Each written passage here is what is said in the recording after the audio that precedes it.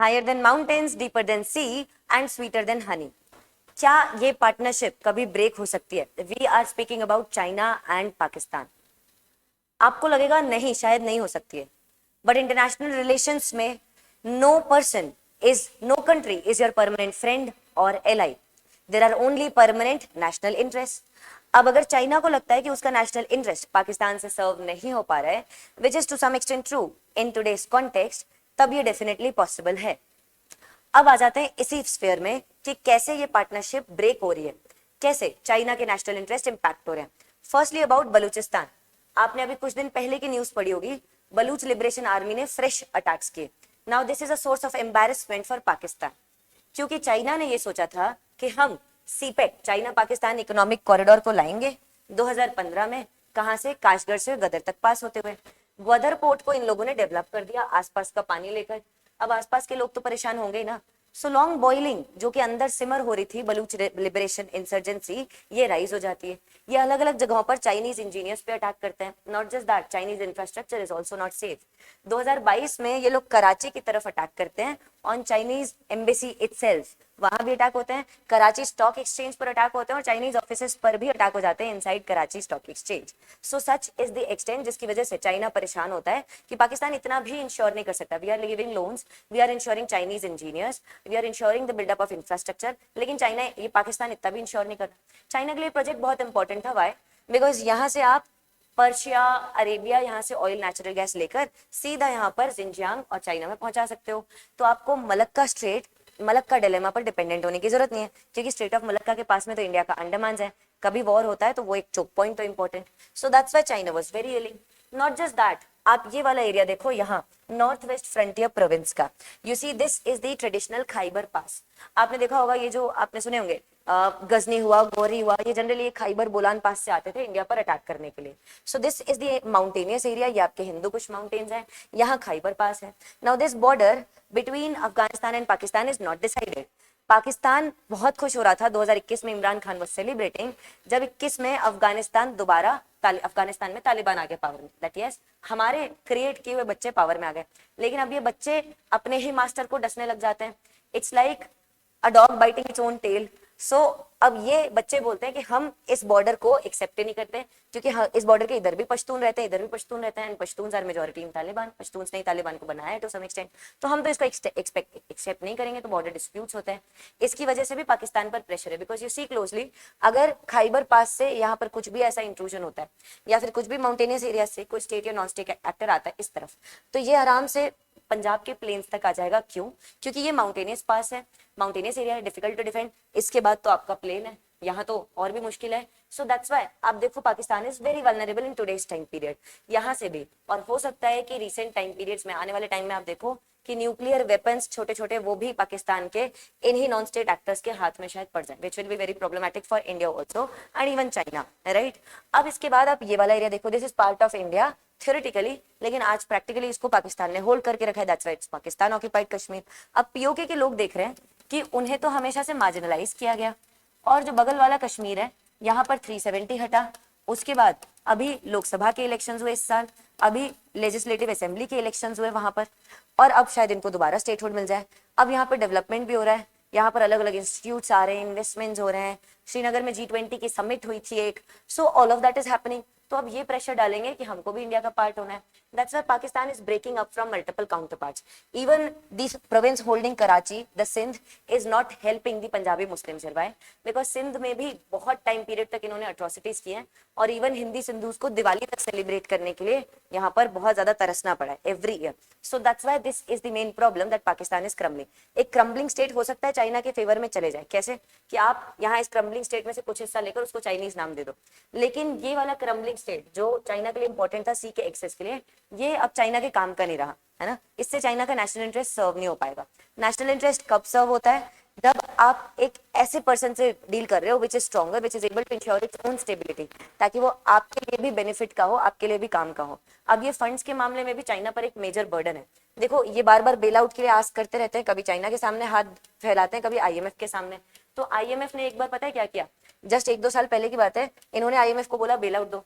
ये बोलते हैं कि ठीक है हम तुमको बेल आउट दे देंगे, एक काम करो चाइना में तुम्हारे जो इंडिपेंडेंट पावर प्रोड्यूसर्स हैं ढेर सारे, जो आपको पावर बेचते हैं और जिनका कर्जा तुम लेके रखो, तुम इन चाइनीज आईपीपी से जाकर बात करो, चाइना से जाके बात करो और बोलो कि ये जो बेल आउट मैं ले रहा हूँ, ये पूरा बेल आउट इसको मैं आपका कर्जा चुकाने के लिए नहीं इस्तेमाल करूंगा। चाइनीज आईपीपीस का जो इंटरेस्ट है जो पाकिस्तानी को देना है डेट का, वो चुकाने के लिए मैं नहीं इसको यूज करूंगा, तभी हम तुम्हें बेल आउट देंगे। समझ रहे हो? आईएमएफ वर्ल्ड बैंक जानते हैं कि ये अब चाइना का ऑलमोस्ट सैटेलाइट स्टेट है, तो ये भी जानते हैं कि ये इनको लोन देना है, लेकिन वो चाइना के हाथ में नहीं जाना चाहिए। अदरवाइज फिर पाकिस्तान में क्या ही रिफॉर्म होगा बताओ, जब आधा आपने ज्यादातर फंड यहाँ पर डेट के फॉर्म में डेट को, पुराने डेट को चुकाने के लिए दे दिया। सो इतना सब कुछ हुआ है। चाइना ने बाद में इन्वेस्टमेंट किया है यहाँ पर, पैसे दिए हैं पाकिस्तान को, but reluctantly. So that's the entire scenario. अब इसके साथ साथ हम देखेंगे कि कैसे इंडिया और चाइना पास में आ सकते हैं। Remote possibility, but yes there is a possibility. इसी के साथ साथ आप देखो, there is this foundation batch, English medium Karol Bagh, Hindi medium Mukherjee Nagar and Prayagraj for both English and Hindi medium. यहाँ पर आप देखोगे आपके लिए बहुत इंपॉर्टेंट यहाँ पर डेवलपमेंट्स हैं, क्योंकि आप जब क्लास में आते हो, बैठते हो ऑफलाइन और एक्सपीरियंस 15-15 साल पुराने टीचर्स से पढ़ते हो, तो आपका पर्सपेक्टिव ओपन होता है, क्रिटिकल माइंड ओपन होता है और आप अच्छे तरीके से यहाँ पर चीजों को रिकॉल कर पाते हो, बिकॉज अंडरस्टैंडिंग के साथ आप फैक्ट्स पढ़ पाते हो। एंड अलॉन्ग विद दैट, अगर आप यहाँ पर ऐसा क्लासेस लेते हो तो इसके साथ आपको कुछ चीजें और इंश्योर करनी है। घर जाकर नोट्स रेगुलरली पढ़ने, टेस्ट सीरीज पर ध्यान देना है, प्रीलिम्स और मेंस के टेस्ट पर। इसके साथ साथ सीसैट, करंट अफेयर्स, इन सब पे ध्यान देना है। ऐसे का अलग से अभी से तैयारी करते रहनी है, ताकि ऐसे आपके मार्क्स को बूस्ट करे, रैंक को बूस्ट करे। और ये सारी चीजें आपके लिए इस कोर्स में भी इंक्लूडेड है। और इन सब चीजों में आपको एक टाइम मैनेजमेंट, एक बराबर बैलेंस चाहिए। हर चीज को एक प्रॉपर जस्टिस देना होता है यूपीएससी प्रिपरेशन में। That's the most important aspect. तो ये भी आपको मेंटरशिप के थ्रू यहाँ पर आप कर पाओगे। इसको भी जब गाइड करेगा आपको मेंटर, रेगुलरली बात करोगे तो आराम से हो जाएगा। साथ साथ एजुकेटर्स के साथ लाइव इंटरेक्शन भी है।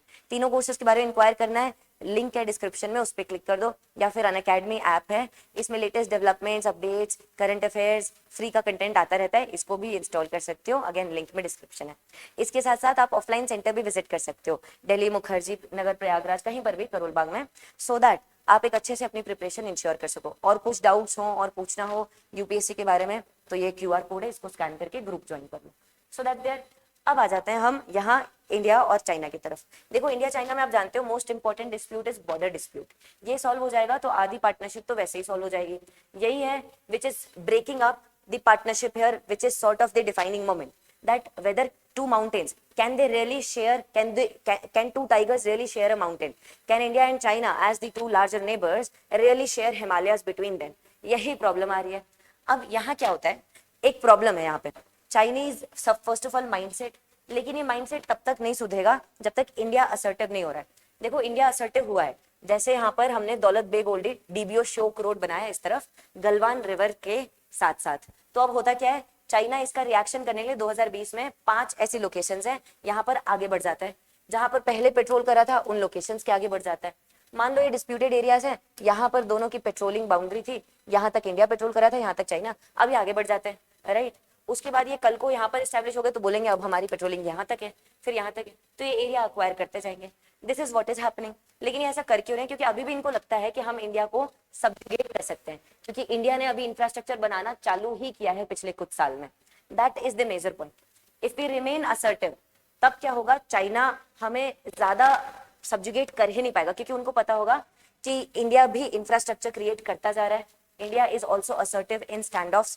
तो अब अगर हम इंडिया पर अटैक करते हैं, India is also neighbour with a nuclear weapon, it is also a nuclear weapon state. जैसे ही हम इंडिया पर अटैक करते हैं, इंडिया काउंटर अटैक करेगा, मतलब कि म्यूचुअली अश्योर्ड डिस्ट्रक्शन पक्का है। मैड डॉक्ट्रिन के थ्रू चाइना की बर्बादी पक्की है ना। इंडिया की बर्बादी पक्की है तो चाइना की पक्की है। That's why these Chinese will now get resistant to attack us, because remember in international politics power always respects power. आपके पास पावर होगी तभी दूसरा पावर आपको रिस्पेक्ट करेगा, अदरवाइज आपको डोरमेट की तरह यूज करके आप ही को ट्रम्प करके चला जाएगा और आपको रिकॉग्नाइज भी नहीं करेगा फिर। That's the important lesson here, that power always respects power.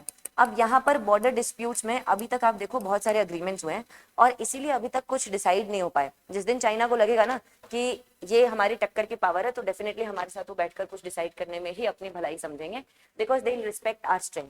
That is the major point. आप देखो 90s में क्या हो रहा है, अरुणाचल में एक रीजन है यहाँ पर सुमदुरुंग चू, एक वैली है जहां से आपके दलाई लामा भाग कर आए थे इंडिया, तवांग। तवांग के पास में सुंदरोंगचू वैली है, यहाँ इस वैली में क्लैशेस हुए 1987 में, स्टैंड ऑफ हुआ इंडिया और चाइना के बॉर्डर में।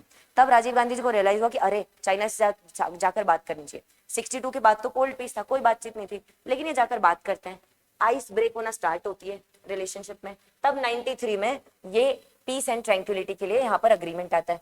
फिर चाइना डिसाइड करता है अच्छा इंडिया ने एलपीजी रिफॉर्म्स कर दी, एनीवेज इंडिया भी ग्रो कर रहा है, चाइना हमसे ज्यादा रेट से उस टाइम ग्रो कर रहा था उनकी ओपन डोर पॉलिसी से, तो इन्होंने डिसाइड करता है चलो अब हम काम करते हैं, कॉन्फिडेंस बिल्डिंग मेजर्स ले आते हैं in the military field along the LAC, कि चलो कॉन्फिडेंस बिल्ड करना की कोशिश करेंगे along LAC line of actual control, right.